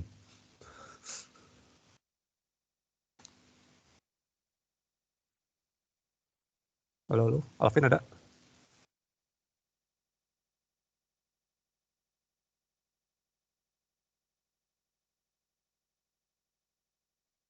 Oh, nggak ada.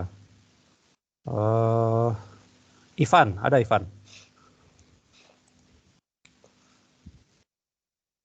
Halo?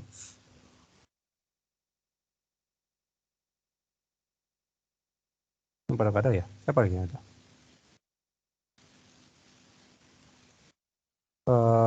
Ridwan, ada Ridwan? Halo?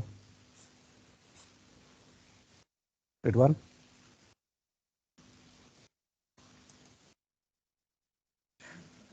Tes, kedengeran suara saya?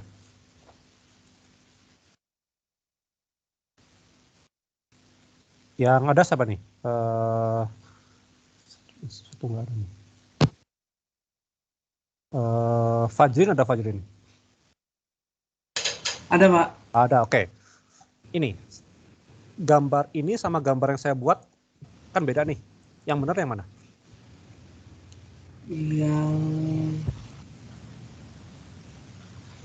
Yang di slide. Kenapa yang benar yang di slide? Karena NA plus-nya ada di tengah, Pak. Maksudnya CL min-nya nggak di samping kiri kanan NA plus. Kayak gitu, Pak. Tapi di sini juga sama kan? NA plus-nya juga berselang-seling kan? Iya nggak? Kan sama aja selang-seling nih. Iya kan? Iya benar. Jadi gimana? Mana yang benar? Atau sama saja dua ini?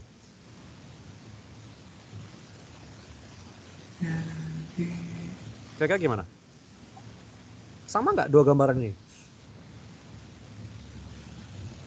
Sama aja ya berarti. Sama, tapi acuannya berbeda. Ya, jadi di sini kita pilih NA sebagai di yang gambar yang saya buat ya, NA sebagai pusat koordinat ya di 000.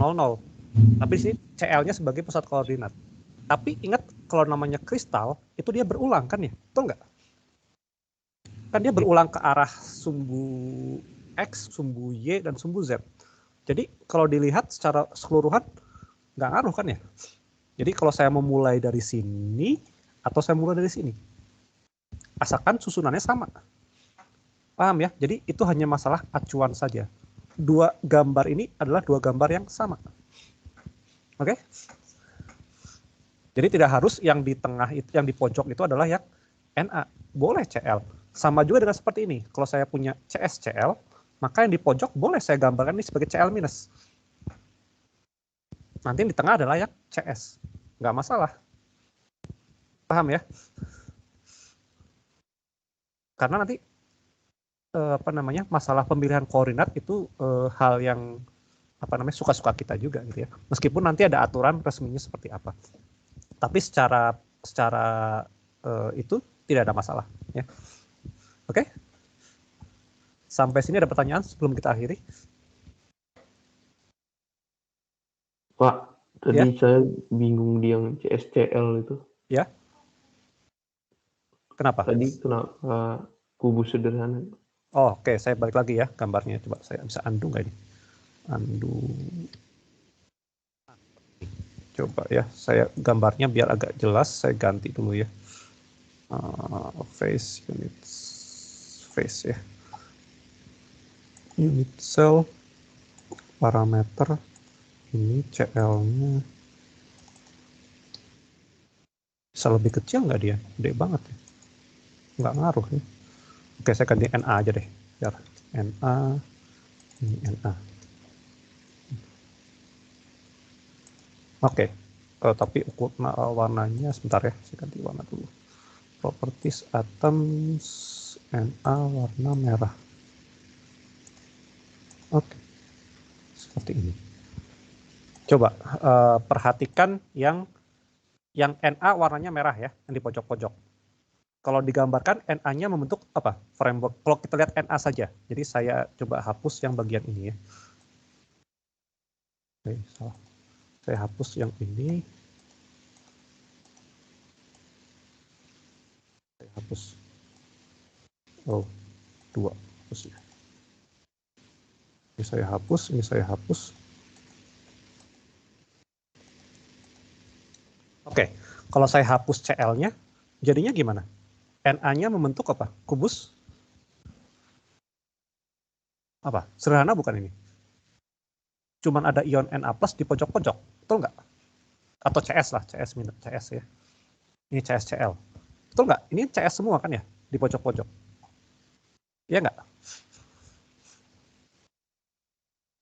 Kebayang? Atau gambarnya saya ganti? Saya ganti kayak gini gambarnya biar lebih jelas. Utilities boundary 1. Oke, kayak gini. Kalau saya hapus CL-nya,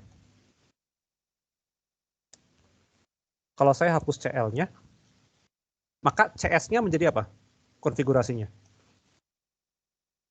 Kubus sederhana. Kubus sederhana. Nah, kalau kita mau pusat badan, maka yang di tengah tadi itu nggak boleh Cl-, harus atom atau ion yang sama. Tapi di sini apa yang terjadi? Yang di tengah adalah ion yang berbeda, betul nggak? Makanya kita itu adalah bukan kubus berpusat badan, karena yang di tengah kubusnya bukan CS+, tapi adalah Cl-. Paham? Paham. Nah, nanti kalau kita saya gambarkan lagi tadi saya bikin. Nah, seperti ini. Kalau saya hapus, sekarang gantian saya hapus yang bagian ininya. Ini saya hapus.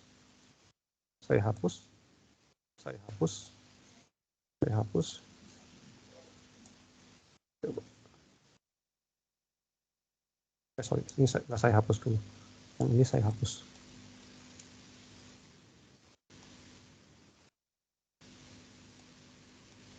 Oke, sekarang perhatikan yang ini. Ini saya hapus juga. CL-nya membentuk apa? Kalau kita lihat CL saja tanpa ada Na-nya, tanpa ada CS-nya. Dia juga kubus sederhana kan ya? Di pojok-pojok semua kan ya? Betul nggak? Iya, Pak. Nah, tapi yang di tengah-tengahnya si CL, dia apa? CS kan? Bukan CL juga kan?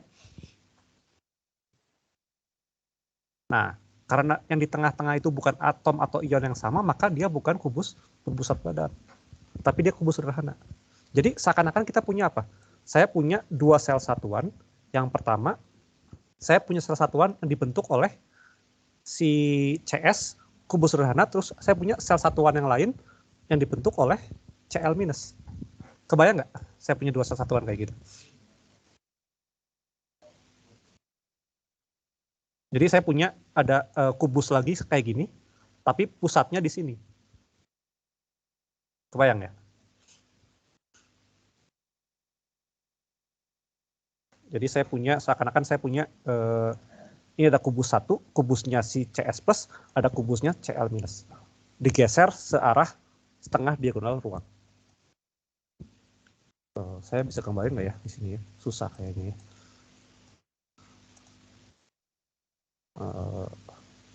Boundary 1. Nanti saya coba gambarin ya. Nanti saya share di kelas ya, yang CSCL. Tapi kebayang ya, kenapa dia bukan kubus pusat badan? Kebayang atau masih bingung? Kebayang Pak, kebayang. Kebayang, oke. Yang lain ada pertanyaan? Oke, kalau nggak ada, kita akhiri dulu. Kita ketemu lagi hari Senin ya. Hari Senin nanti entah saya post latihan soal nanti dikerjakan, yang nggak bisa ditanyakan hari Senin ya. Senin kita habiskan materi terus sambil latihan soal. Oke. Kita tinggal tentang padatan amorf, kristalografi, dan perhitungan massa jenis ya. Dan kemudian sifat-sifat kristal kovalen ya, ini sedikit. Oke, tinggal dikit. Ya. Oke. Kalau nggak ada pertanyaan, jangan lupa absen ya 2 kali di EduNext ya. Teman-teman yang lain juga tolong kasih tahu. Jangan lupa. Oke, terima kasih. Selamat siang. Assalamualaikum warahmatullahi wabarakatuh.